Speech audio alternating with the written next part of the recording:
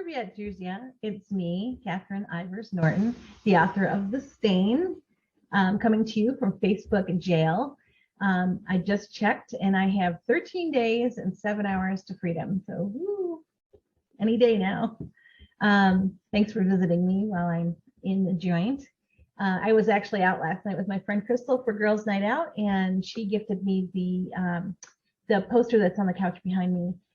It's also from my other friends, Dale and Gail, who are proud of me for publishing my first book. And I just wanted to take a moment and say thank you, Spasiba. I really do appreciate all the support that you can throw my way to keep me going until sales take off and wonderful things happen.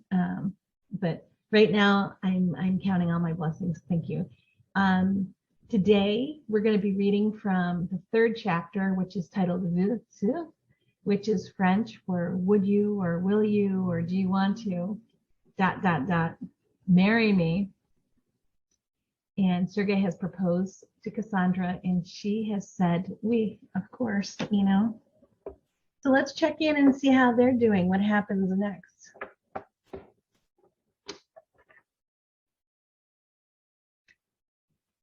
My entire life just changed in 1 hour. I noticed Sergei patiently waiting. I smiled to show he had my attention. Sandra, he said, it is time for me to meet your parents. Oh Lord, here we go.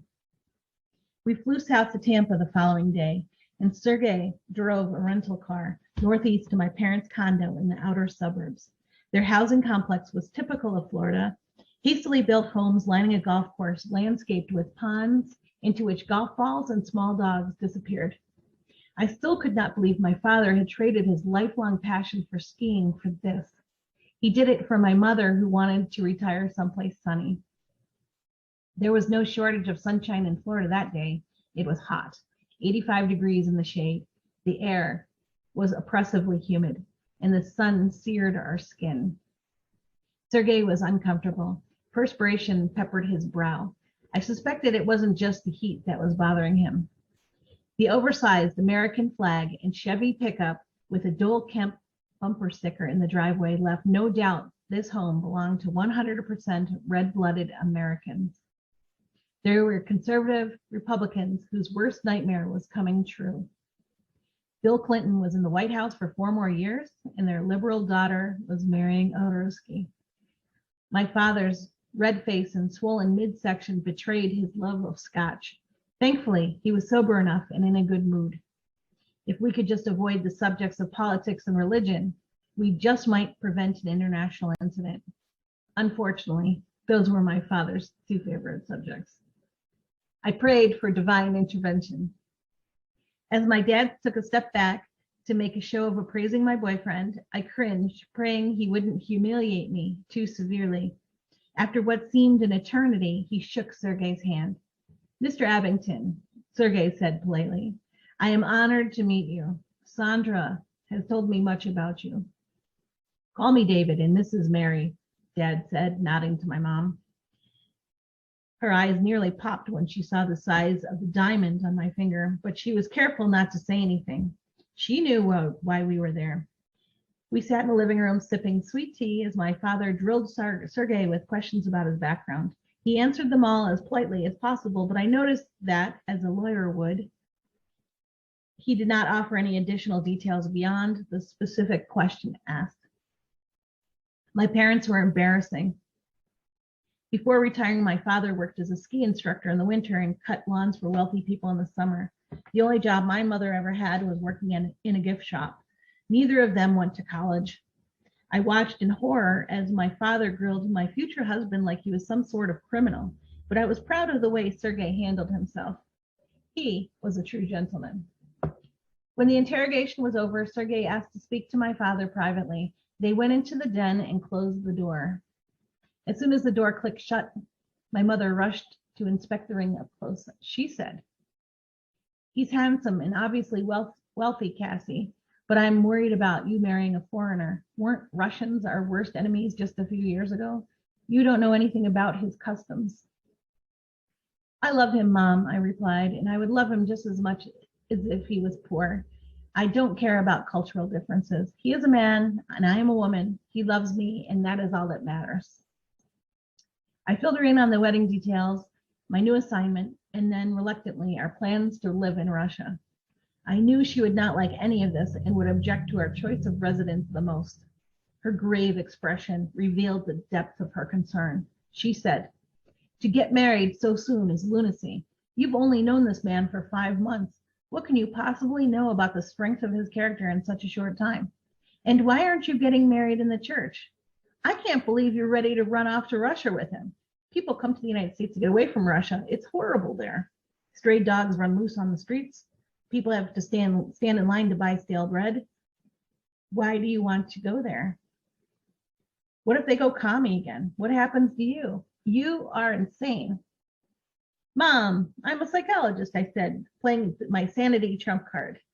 "Remember all those years at the university? Believe me, I know a good person when I see one. He loves me. I know it with all my heart." "You're pregnant," she exclaimed.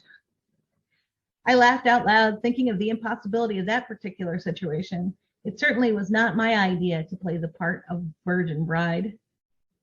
"Nope, that would be virtually impossible, Mom," I said. She nodded her understanding, probably thinking old world Eastern Europeans must be very traditional. No sex before marriage. That was the one selling point for her. A wisp of scotch painted a scented trail through the air as the door of the den flung open. Sergei emerged first. He wore a satisfied smile and flashed me a reassuring wink. My father looked a little less cheerful as he announced, "I've given Mr. Karpov permission to marry our daughter." Mom looked stunned. My dad said, "You know Cassie, she has a strong will. She has already said yes. Have we ever been able to stop her from doing anything she wants to do?" Mom shook her head no. That was true, I thought with satisfaction. How frustrated my parents had been over the years trying to raise a stubborn daughter. I questioned everything, did research, presented facts, anticipated counterpoints, and won every argument. My husband was certainly going to have his hands full. Besides, she's 28. It's time she married. Sergei has the means to provide for her and has promised to treat her well. Let's not make this any more difficult than it has to be, my dad added.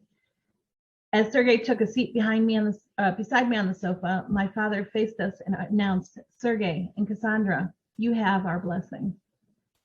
We stayed for a classic American dinner of Mom's homemade meatloaf with mashed potatoes and gravy and flew back to New York late that evening. On Monday, we applied for a marriage license and visited a clinic to run the whole battery of STD tests. The tests were not a requirement for marriage, but Sergei insisted. I knew nothing about his sexual history, but I was sure a 36-year-old male certainly would have one. He never brought up the subject, and I never asked. I didn't want to know about his old girlfriends, and it seemed rude to ask anyway. I was relieved when we both came back with clean reports. Whatever happened in the past did not matter. There was nothing to hold us back. So, chapter 4, which we'll get to tomorrow, they get married, and then we'll find something to read from there that's appropriate for all audiences. So that's it. So I'm looking forward to that. Thank you for joining me. Thanks for your support. Thanks for listening. If you care to comment or give me feedback and there's many ways to reach me, to give me, speak up, or, I know that there's road noise. I live on a busy road, so once in a while trucks go by or whatever. So the audio is not the best, but I'm making do with what I have. I'm using Zoom, the basic webcam, so it's what I got. And I don't know, this is great. I actually think that this reading and making these little videos is actually helping me to read better. So I appreciate it. I'm actually, I have much to learn. I'm a work in progress. So anyway, thank you again. Spasiba. I hope you have a wonderful day. And I just want to encourage you to do whatever you do it with love, and you cannot go wrong. So thank you. And пока. See you later. Bye.